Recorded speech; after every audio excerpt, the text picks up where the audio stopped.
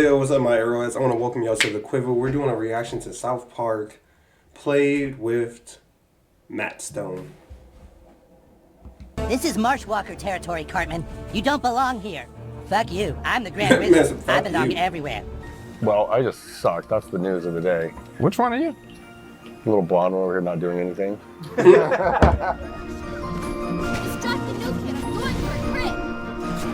So when it says start run, does the game, like, what's a run? Yeah. So the structure is a little bit similar to a roguelike, in that you're actually going to do a run where you're...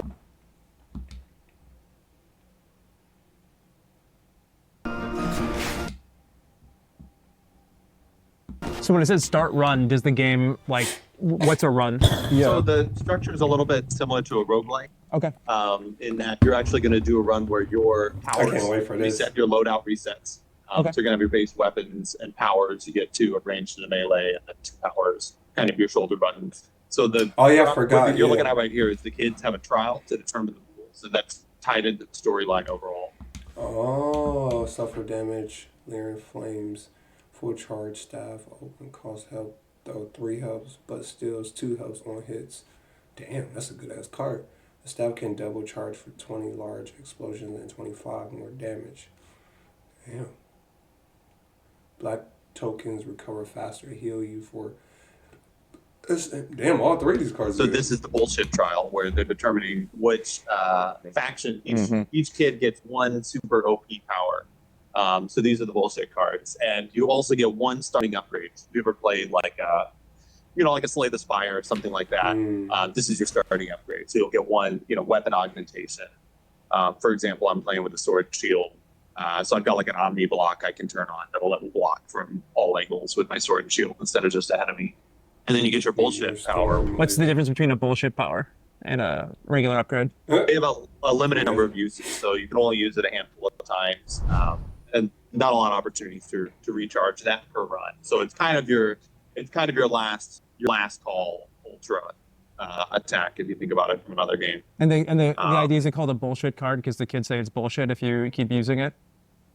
That's exactly right. Yeah. I don't know like if you remember Calvin and Hobbes, Yes. where the kids are just making up the rules all the time. That is definitely something we love and talk about a little bit. The idea that the kids are very imaginative, right? I mean, this is the fun of South Park, is you actually have these kids who can build their own universe and with its own internal logic and rules, and then immediately fight over those rules. So that's where a lot of the humor in the game comes. Yeah, the rules come with it. Butters is the rules guy, and it is one of those. It's like, if you win, you get to make the rules, and then I have to play by your rules. So it's just like one of those, like, you get to make the rules on Tuesday, I get to make the rules on Wednesday. To frame logic, kid logic. So what the rules are and what the breaking the rules and who which kid is getting pissed off, frankly, about having to follow the other kid's rules is a big part of the game. So each of these locations we're going to visit, depending on the storyline, you might have to go to a couple of the same expected locations, but in between we randomize a lot of the places you'll visit. So on repeat playthroughs, you get a little more variety, which is, good for co-op. And you were asking about the bullshit before, the faction that we're fighting against, the Marshwalkers, they just triggered bullshit. Well, the arrows, that means they got bows and arrows and lightsabers. A bunch of their kids have different weapons than they had before. The laser sword. Yeah, these got laser swords, which for copyright reasons, but are Right. Nothing like you've ever seen before. Yeah. Star So Wars. fictionally, what you guys are seeing right now, these are all, each act kind of ties to a general faction, one of the leaders. So, Stan has his Marshwalkers, right? He's a Marshwalker barbarian lord. Kyle is the leader of the elves, the Druish elves. Herman is, of course, I definitely want to play Wizard this of the twice. Wizard's Grandes Supreme. So bringing back the same fictional world that the boys have used before, based on the your Lord of the Rings and Game of Thrones. So all of these powers, all these weapons, you're going to see upgrade over time. So you're going to find upgrade givers kind of at the end of different sections of these runs. So as you're working your way through, you're going to run into Jimmy the Bard, or Henrietta, and they have different types of upgrades and categories that you can get. It'll either make you, multi-shot for your bow and arrow, for example. Upgrades for the bow and arrow, healing bow and arrow. cheesy boots. It'll also add like a poly prissy pants that helps do a wider healing area of effect, or something that'll damage enemies, that'll you can Oh, use they it do to got a stand bow. in to That kid revive had a your bow. fallen allies. If somebody gets, KO'd, they're crawling around on the ground. You can come back and, Bro, I like these outfits. I can't wait to see the outfits. The more people you've got in the area, you'll raise them up more quickly.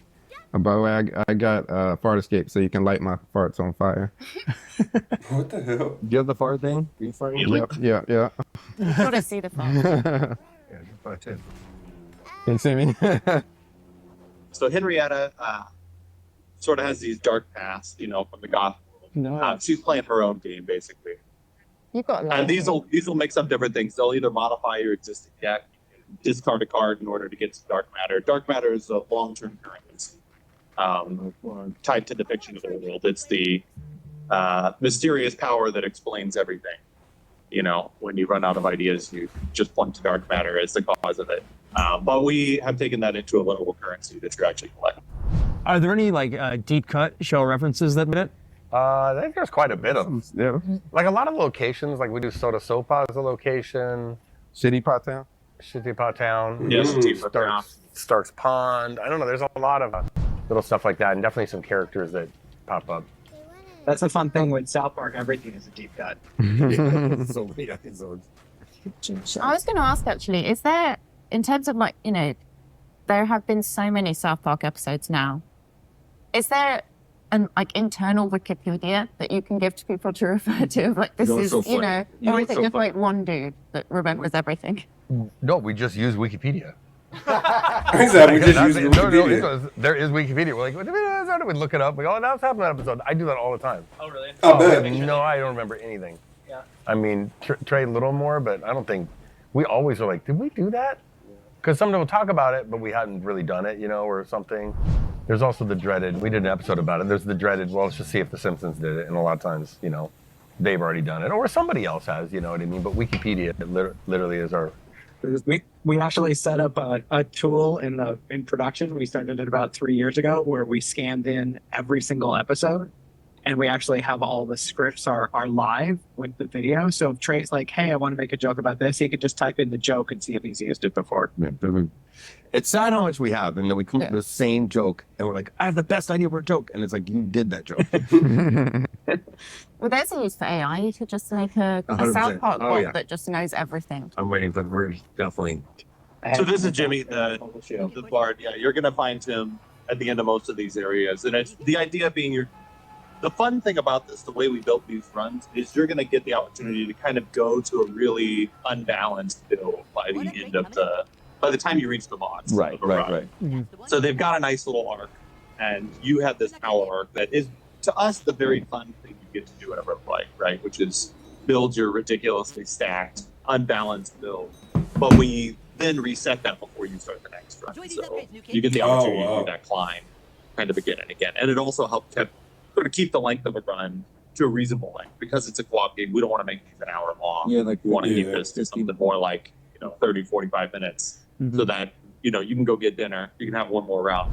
The one and that was there was a couple of the runs that were really long that were like, yeah, if you die, it would suck, you have to go back. So we tried to cut it up in a way that was like, yeah, it's achievable, but you're not going to get stuck. Nice. When it comes to sort of picking which characters, you'll meet for things like upgrades and that are just part of the story, do you kind of just go with personal favorites, or are there ones the fans really want to see, or? Well, for this game, it really was just starting with the core kids and working outwards, right? Yeah. Giving them they're on snow day, I usually do this. Usually they just all they go run in their closet. They all have all this down in their heads. They got all those cards that they've already made. And so finding, deciding I like that. Is going to be I do like they're showing more of the emo kids too. But I know the emo kids, because it's different from the last one, Stick of Truth. The emo kids had like a DOC, but this one they're actually in the game and actually doing stuff. So that's cool that they actually introduced the emo kids and the vamp kids. Because I don't know if the vamp kids is in here. Most likely, I feel like they would. If they didn't, it's shitty, but it still cool. And then, of course, wants to control everything, and letting those relationships unfold, because you'll see it really becomes a story between the four boys. Are you part of Cartman's faction the whole game, or does that change? That changes. That's the big. So you can change their factions and who's up, who's down is a big. who's out gets to change the rules, and then they get to be like a little mini dictator. So the three kind of numbers we're seeing that the toilet paper, dark matter, and there's PP. Toilet paper is the other currency. So there's a rift there. You know, COVID hadn't happened. We started working on this game. On the hoarding of toilet paper was a very early inspiration for a currency that everybody would be hoarding during the end of the thing. So that's actually, you talked about maybe since we were talking earlier about the adults have a storyline, the TV show a little more. There is an adult storyline between Randy and Stotch about who can collect the most, who's hoarding the best. Is he stuck in ice? It's just that funny thing. Just as soon as there's a disaster, we move on to toilet paper, and that's basically money in our town. It's a currency. Yeah. Mm-hmm. I mean, I guess the kids use it like a current. Everything is toilet paper based. Oh, definitely something that's been in the last couple of games that one of my coworkers who's obsessed really wants to ask is this: did ∞Pokemon make any sort of appearances in this? Yeah. Okay, it does. Okay. Mm-hmm. Oh yeah. Yeah. The Chip Pokemon is in there. Yes, we do have that. It's quest item. You'll have to go retrieve a collection of Shin Pokemon. It's tied to the hoarding storyline, so people are collecting all sorts of otherwise worthless collectable items. NFTs is another. You have to go collect a barrel of NFTs. As long as you're collecting worthless things. We definitely wanted to make this game fun for the diehard South Park fans like your coworker who would get excited by seeing something like that in the game. About what the process was like recording the kids' audio. Were you just like, okay, shout out into this microphone or pretend you're, how did that work? I set them up and we had script for everything. Oh, nice. So we had all the script and then we would just go through and it was really fun because, having my kids, I've got 10-year-old twins and a 9-year-old. And so it was really fun having them scream all these different things. And they just had a great time, like just being kids. And it's not normally something that I let them yell at home. So it was fun for them. This is Kenny. Where? Yes, it is. What the hell? Can you guys tell me anything about how the Princess Kenny fight came together? It's like I don't know how. Oh, Kenny's a princess. Princess, just Princess it's Kenny. bonkers. It's like a Japanese karaoke machine creating it. Yes. She's such a fan favorite, Princess Kenny. We had to, and she wasn't initially a boss fight. It was you go straight to Stan, but we wanted to do like a mini boss fight, before you get to him. She charms you. Yeah, if she kisses you, you turn against your friend. You turn against your friends. Yeah. So this is a very difficult boss. I definitely like the Kenny subtext with the logo. This is like a mini boss, really. Yeah. Well, this is the end of the run, so we'll have a second. This is the end. What you would think of as like Act 2, and then in Act 3, you get back on the team. This one really is though. This is definitely an odd. This one stands out as this whole weird style. This is the rest of the game is definitely not in this style. Yeah, no, Kenny is very much the sideshow is the wrong word, but just sort of the fun. A little bit of a left turn compared to the rest of the bosses, which are a little more traditional. Yeah, they're much more in the world. Come on, one was there. Come on. Oh my! Oh, I'm like 3 times in this one fight. Come on, man. Hey, I know about that, man. So playing the Suicide Squad game. We're so close. Player 3. No. Hey. Nice. Okay. Yeah. We got there. We got through it. Do you think you guys are gonna? I mean, obviously you did stick to the Backstreet, but whole very similar games. Do you think this is, you're gonna revisit this format? I would love to. I mean, we'll see how this goes. As I said, this was a. We tried to again bite off a doable piece to do our first 3D thing. Oh yeah, because just imagine doing like a bite off too much, but it definitely shows like a Halloween theme version. For me, I just accept that these are the South Park kids. It's a new look, but to me, it makes total sense. I think we learned a lot about the animation, and I think now we could really go even further. Mm-hmm. So hopefully, that's how it does. You know what I mean? And they can have like DLCs also, now that too. you've done this in the game, is it something that you could maybe this 3D format bring back to the show? We thought about it, but again, this how you would do that and make something out of it. I don't know. For comedy's sake, I don't think it's any funnier in 3D. I don't think it's any less funny in 3D. right? So if you're just trying to deliver jokes, it doesn't really matter. But for gameplay and like being able to just I see that Robin Hood outfit. The 2D stuff is That's probably amazing. not gonna be my outfit. It is to make those games. It was really, And I'm really hoping hard you when can, think about. I'm what you have to hoping that you can work change with. the colors on the outfits, because that'd be shitty if you can't. Because I definitely want to make my Red Arrow outfit on there. I see you got a Robin Hood outfit. Yeah. You know, it's just a very confined. You know, like how we even made those fights work. It's the freedom here to create is just a lot easier. Oh, and you can pick your own weapon And the too. game, like Look the at the previous cows. games, 2D games, it feels like you're in a South Park movie. It is very immersive. This is more of a visceral feeling of just like being able to run around in South Park and run around in the snow and play in the snow. Yeah. Like it's just very fun. Yeah. And the combat, I love turn-based combat, but it's also fun to have that real time, just beat them up kind of fun too, especially when you're playing with your friends. Yeah. I also saw from my Paramount sent over that the DLC will allow you to like revisit different storylines within the show. Yeah, I don't know how we're releasing DLC. There's some new weapon stuff. We're doing some new weapons, some weapon skins, and then we're also, because the game is about advancing your character, and I think Pontus, you could speak to this really well, but part of the collection is to get toilet paper and dark matter to advance your character, and part of dark matter is advancing your character to make you more powerful. And those are the things that we're going to release DLC about. Matt, I don't know if you want us to talk about Horde mode, because we can talk about that I see too. the character Sure, with the yeah, bow. we'll talk about that. The Robin Hood.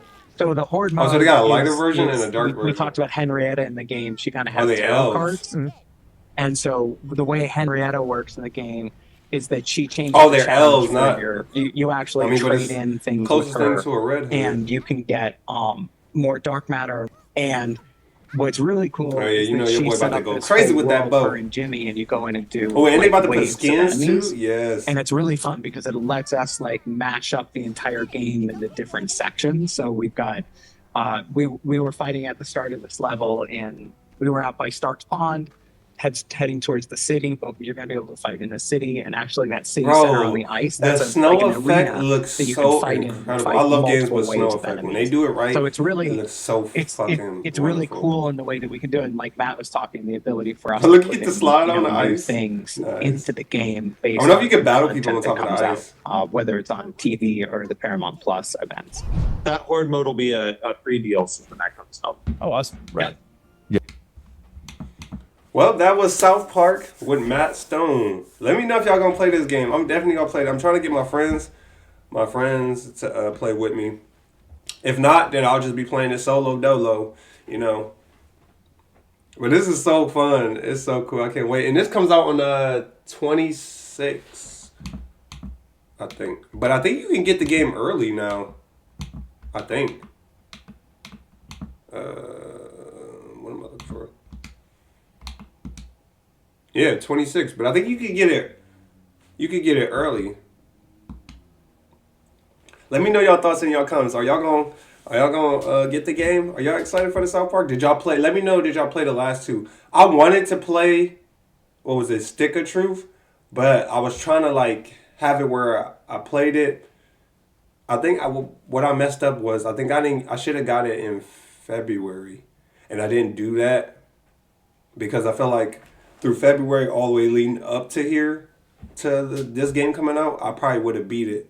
But then when I got to March, I was like, no, I'm not gonna have time to beat it. But let me know if y'all played. But I watched both. I watched somebody play Stick of Truth and Fraction. Let me know if y'all played it. And while y'all down there, make sure you get y'all arrow, shoot it at the like button, shoot it at the subscribe button, become a member of the Arrowettes. And I want to thank y'all for coming by I said the Quivel. In our last video, I said the Quivel. I want to thank y'all for doing this react with Arrow. See y'all for the next one. Make sure y'all get y'all arrow. For that boy, shoot it right at the like button, subscribe button, and become a member of the Arrowettes.